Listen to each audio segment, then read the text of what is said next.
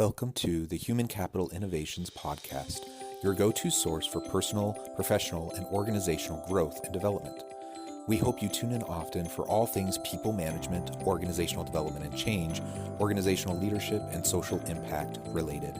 Maximize your personal and organizational potential with Human Capital Innovations Podcast.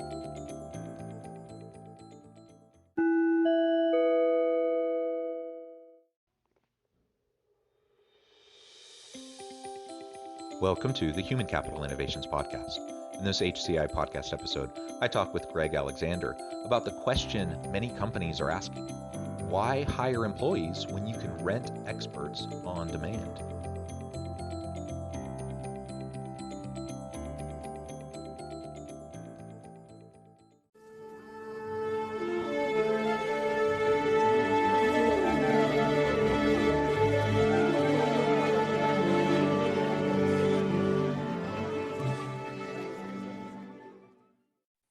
Greg Alexander, welcome to the Human Capital Innovations Podcast. Thanks, Jonathan. Good to be here. Yeah, it's great to be with you. I'm excited for this conversation. I think we're going to have a lot of fun. And as we were preparing for this episode, you posed a really interesting question. Why hire employees when you can just rent experts on demand? And there are so many really cool platforms to be able to do that. So we're going to explore that question together today. We're going to talk about leveraging human capital in a variety of ways through traditional hiring, but also through contingent workforce and contract workers, gig economy workers. There are so many really great ways to tap into the human capital that's out there in the labor market and to ultimately help our organization succeed. So that'll be our focus today. As we get started, I wanted to share Greg's bio with everybody. Greg Alexander adds value to members by providing advice, intellectual property, and funding. Prior to starting Collective 54, which he'll talk about here in a moment, Greg accomplished what members are trying to accomplish.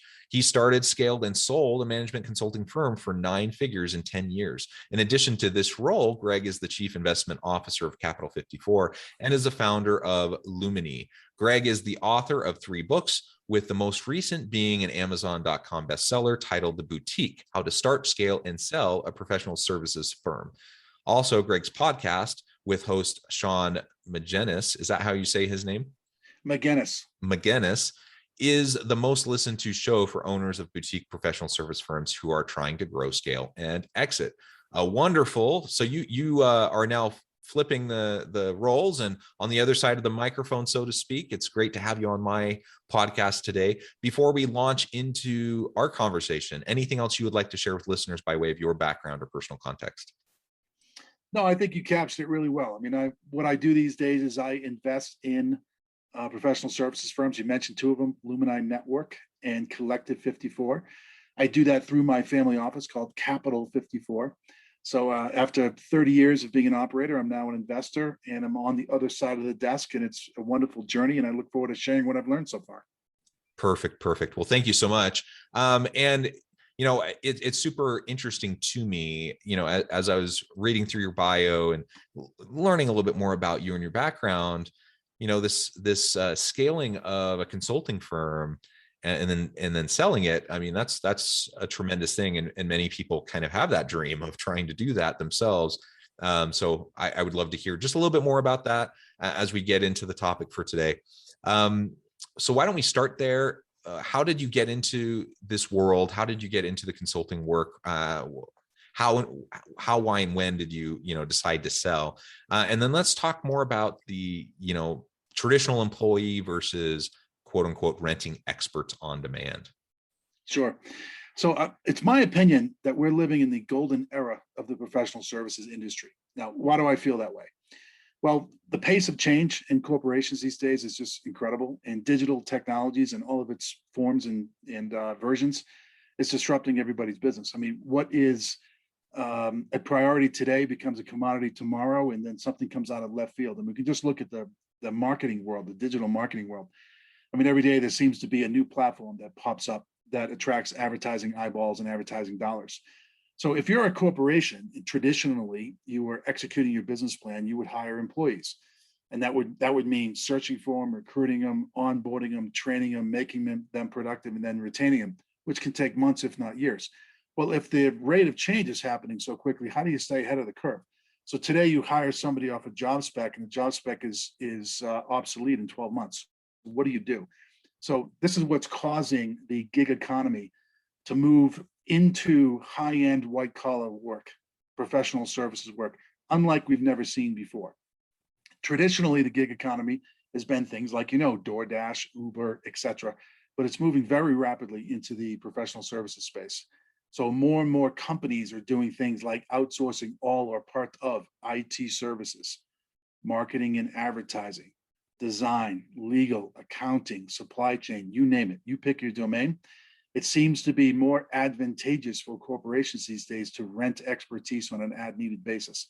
And this is what's creating this golden era for professional services firms. There's so much demand. So if you're a professional services firm provider, it's never been this good.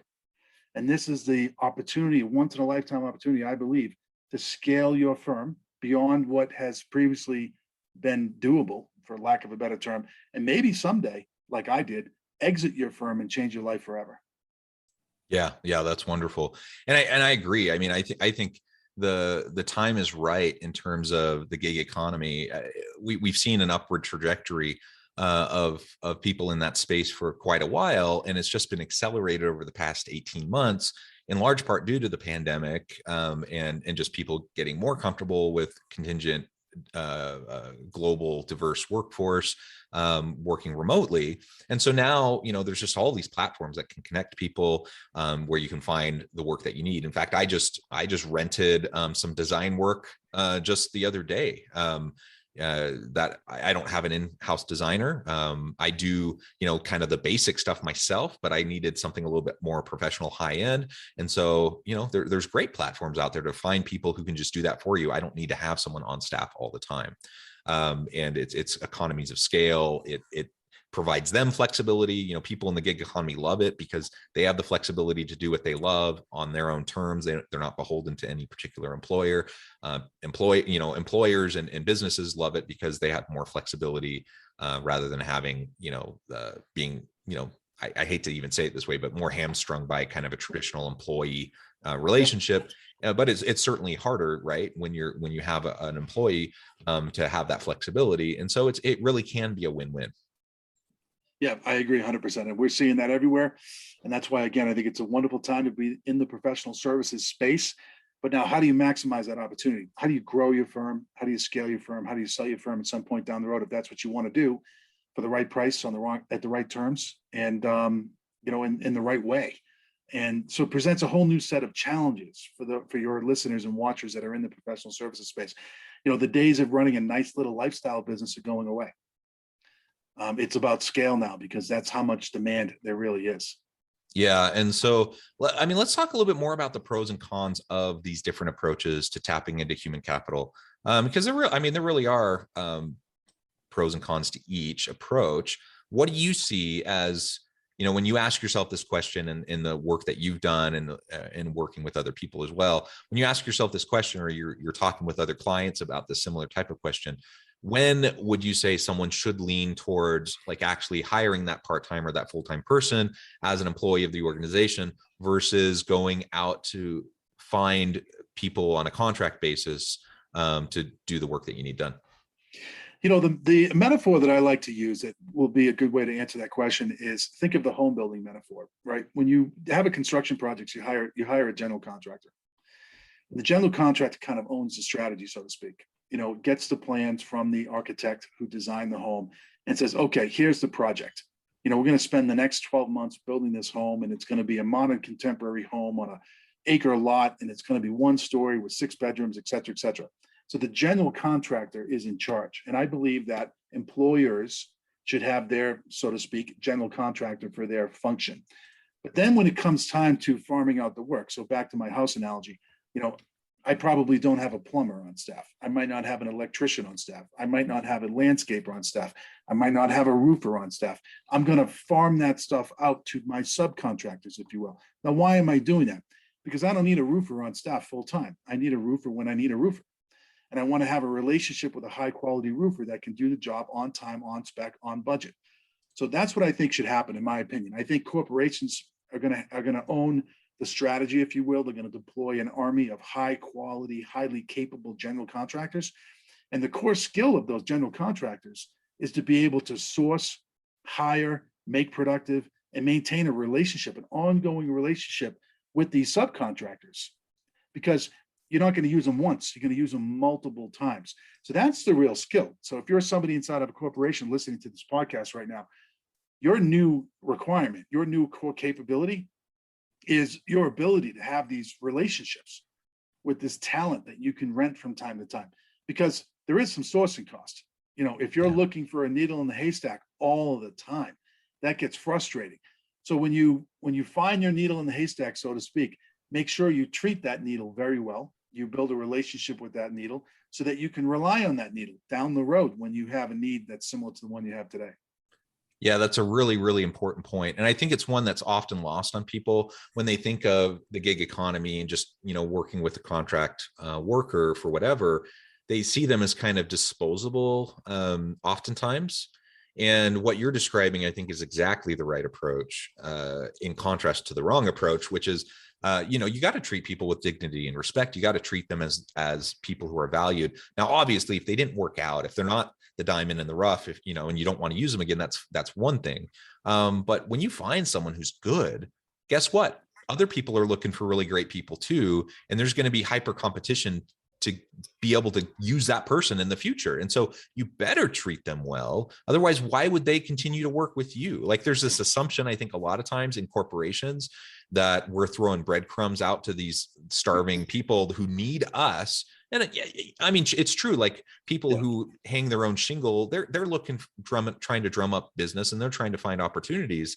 But those who are really good, those who are really successful, they have plenty of work, and they don't need us as much as we might need them, or at least that's how we should approach it. And so treat them well, treat them like we would any other client, any other employee. And if we don't, we can really find ourselves in a hard place really quick. The next time we need a quick turnaround on a project, and we need that really good person we can trust and who we know is going to deliver quality, and we don't have it because they're booked out a month, and we can't get in, or whatever the case may be, and we have to end up going out to someone else, trying someone else new, and it may not work. So let's remember our good people and treat them accordingly. Yeah, I agree. In this approach, I guess we'll call it the gig economy approach, the general contractor approach.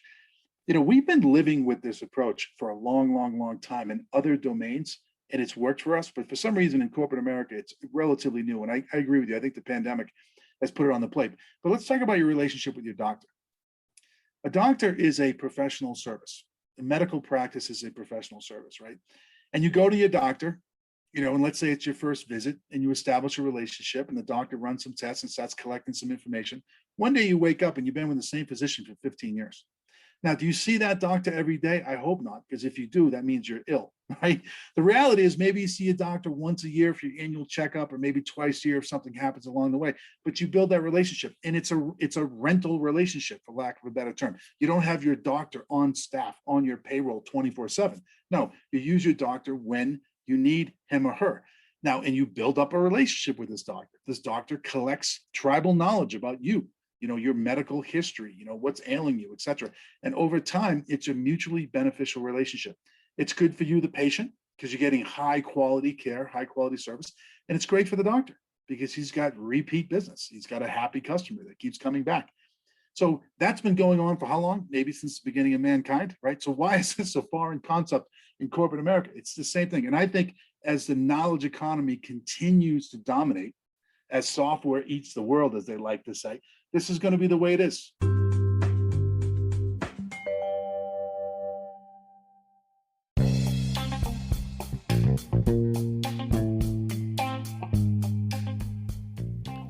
I'm excited to announce the publication of my new book from HCI Press, The Alchemy of Truly Remarkable Leadership: Ordinary, Everyday Actions that Produce Extraordinary Results. Consider how the nature of work has shifted over the past 50 years. With increased globalization, rapid technological advancement, and the shift in economic composition, the average job of today looks very different than the average job of 50 years ago. What will the jobs and organizations of tomorrow look like? Moreover, what does this all mean for organizational leaders? What are the core competencies and capabilities of organizations and their leadership that are prepared for continued disruption and geopolitical and socioeconomic shifts?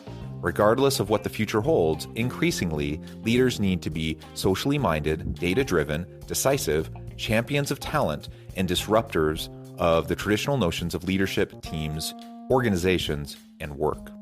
The alchemy of truly remarkable leadership will help you to explore your own leadership competencies and capabilities and consider ways to apply and implement them into your workplace and personal life.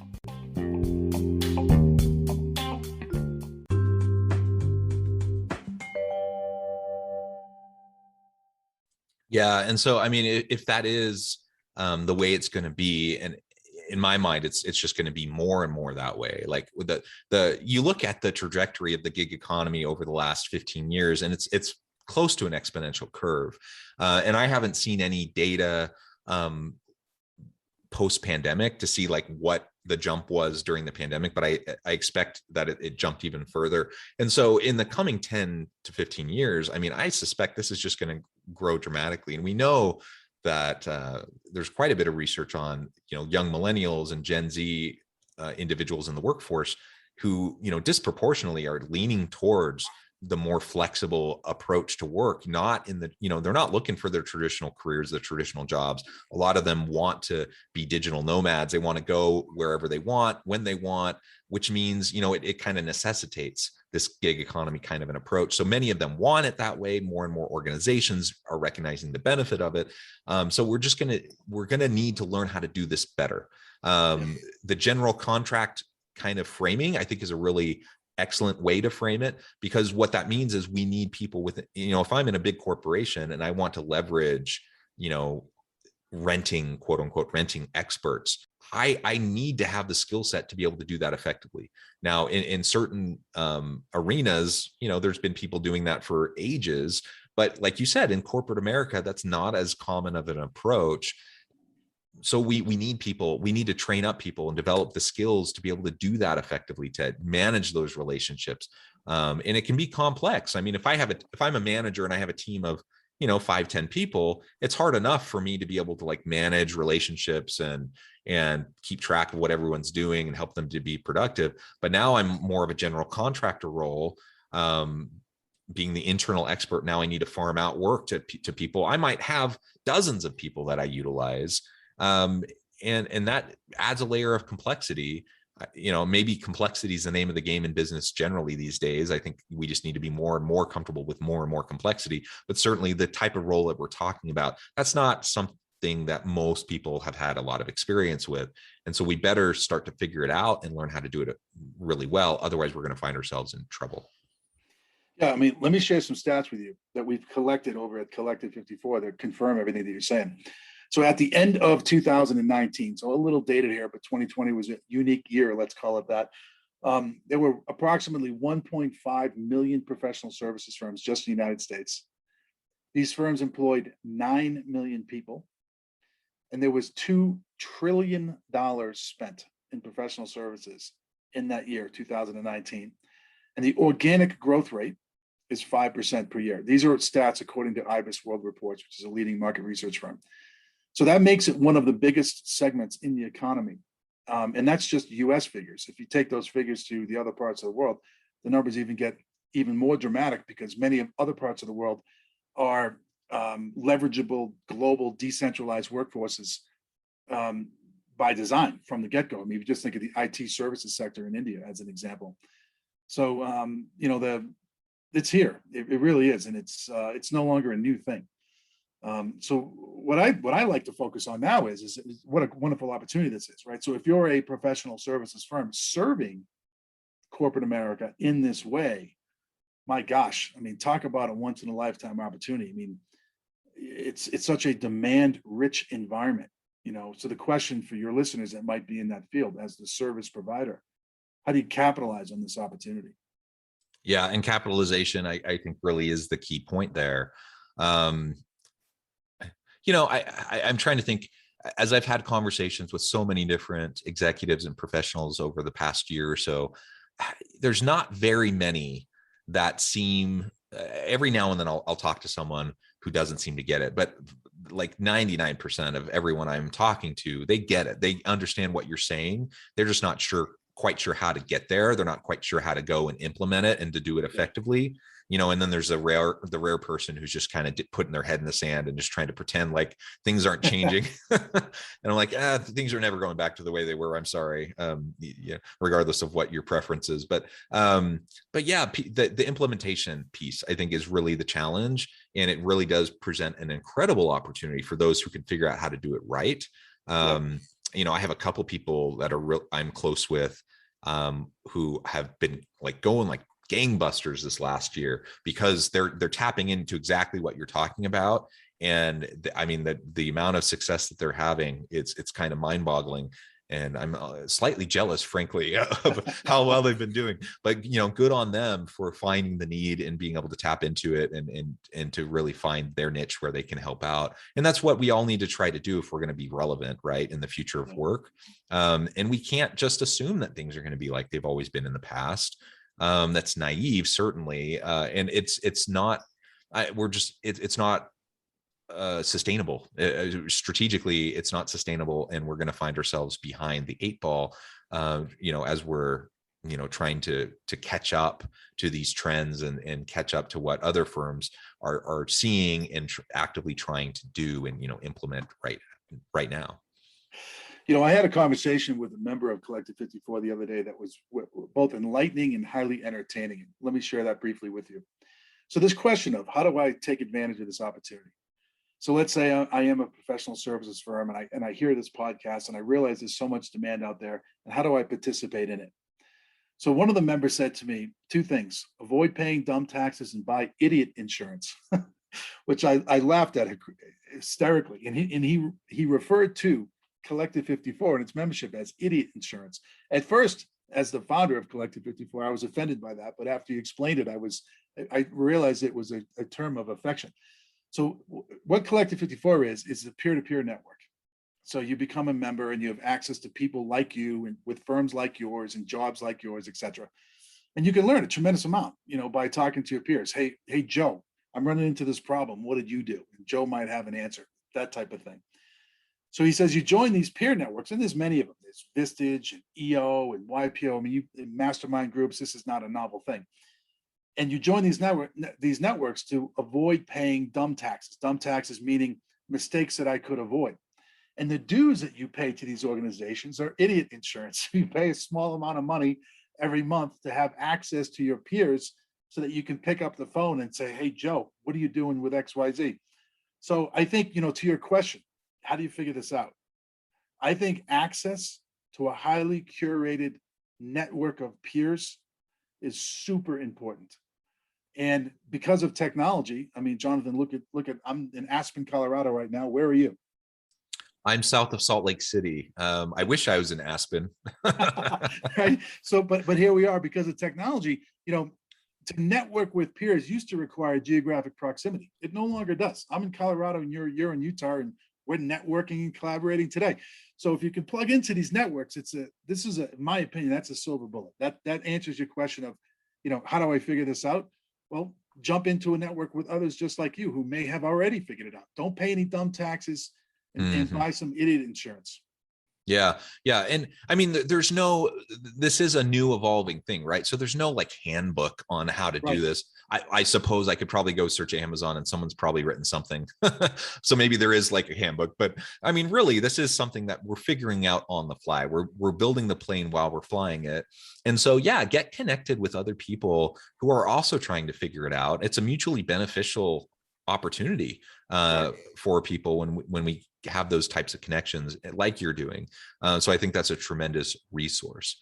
Well, Greg, we could go on and on and on. I think there's so much to unpack here, but I'm mindful of the time. I recognize that you'll need to get going to your next thing. But before we close today, I did want to make sure I gave you a chance to share with our listeners how they can get connected with you, how they can find out more about your firm, how they can leverage it, like utilize it more to benefit them and their organizations. And then give us the final word on the topic for today. Sure, I appreciate the opportunity. So I would direct your listeners and watchers to a website, collective54.com, and that's the number 54. And that's a membership organization for founders of professional services firms that are trying to grow, scale, and exit their firms. So that would be the first place I would go. The second thing I would do is I would go to Amazon and buy my book, hopefully. It's called The Boutique, How to Start, Scale, and Sell a Professional Services Firm. And then also you can look me up on LinkedIn at Greg Alexander at collective54.com, and you can connect with me there. And I love getting that outreach and meeting new people. So, don't feel as if sending me a request on LinkedIn is intrusive on my privacy. Quite the opposite. So I would encourage everybody to do that as well. Perfect. I encourage listeners to reach out, to get connected, to find out more about Collective 54, more about Greg and his team and the work that they do and how they can help you. Greg, before we close, any final word on the topic for today? I guess my final word would be, you at the start of the call reviewed my bio. And I was somebody like you. I started, scaled, and sold a firm for 9 figures in 10 years. And if you're trying to do that, I encourage you to go for it. I truly believe with every ounce of my being that we're in the golden era of the professional services industry. And as they say, make hay when the sun's shining, and the sun is shining very bright right now. So if you're out there and you're listening to this and you're looking for a little inspiration, hopefully my words of encouragement can serve that purpose. And give it all you got, because this is a once in a lifetime chance. Wonderful. Thank you, Greg. It's been a pleasure. Again, I encourage everyone to reach out, get connected. And as always, I hope everyone can stay healthy and safe, that you can find meaning and purpose at work each and every day. And I hope you all have a great week.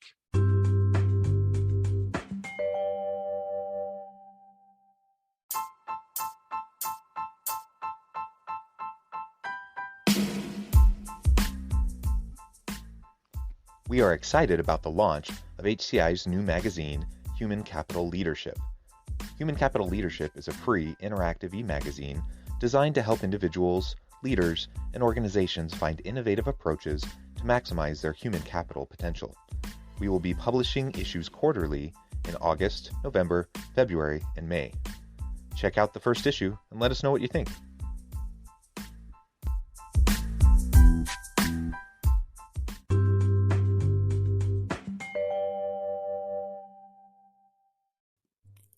Thanks again for joining us for this episode of the Human Capital Innovations Podcast. I hope you stay healthy and safe and that you have a great week.